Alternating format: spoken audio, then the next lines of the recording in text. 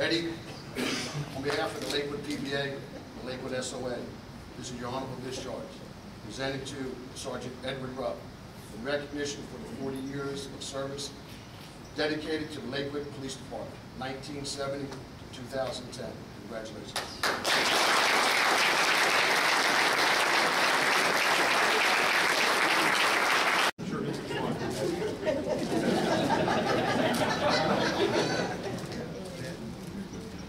Eddie, those are not for you. Eric, if you would, for all years, your mom put up with Eddie. Would you please present those roses to your mom on behalf of the Lakewood Police Department? I'd like to thank you for 40 years of service. Thank you.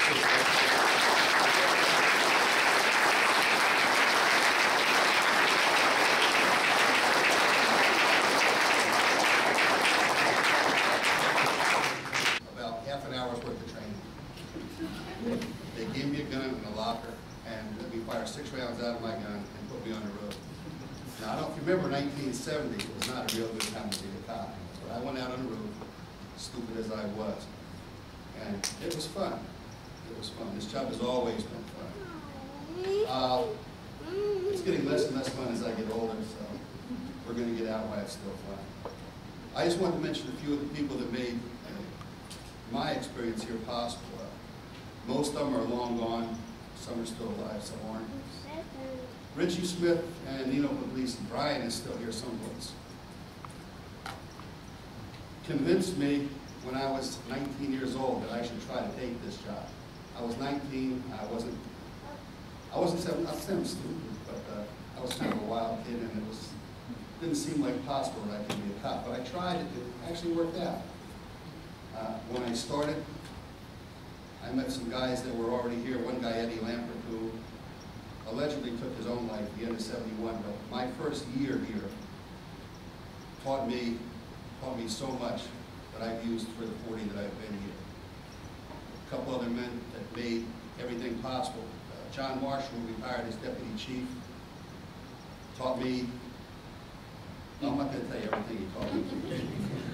His son's here, we're not going to go there, but he taught me a lot on how to handle myself, how to deal with people. Jim Carney, who's deceased. We went through a lot together, and I survived it, and I'm still here. He was a great partner. He was 90% crazy, but he was an excellent police officer, and we went through many things together. I was very happy as a patrolman here.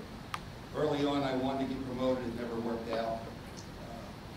And I was happy to stay here as patrolman. There was no responsibilities. I was enjoying it, having fun. And then Billy Addison one day, Bernstein had sent out the flyers and the applications for sergeant. Billy Addison starts harassing me about taking the sergeant's test. And said, I don't need the aggravation, Billy. So for days, he harassed me. And I go into the chief's office one day. You were the lieutenant or captain at the time. I'm saying, friggin' Addison won't leave me alone. It's constant.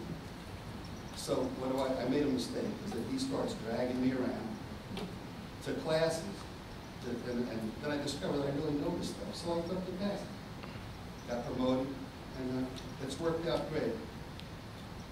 I've enjoyed my 3 years as sergeant. I've enjoyed my 37 years before that. 90% of my enjoyed immensely. The last 3 years I've loved this sergeant. I've been with some of the greatest guys that you could be with. The people that I work with now, I love every one of them. As much as they can be a pain, I love every one of them. Just even you, Eric.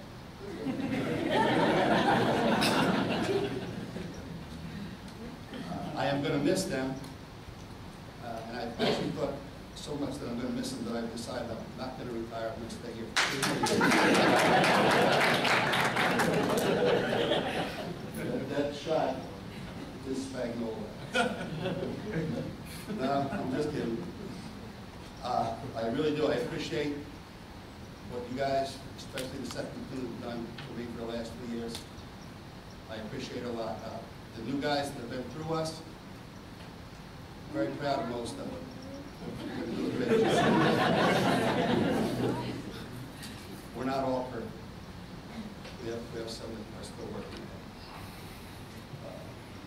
Chief, thank you. I know how hard you worked to help me get this promotion. From harassing me to actually pushing me to be promoted. I appreciate it much. And lastly, I want to thank my family.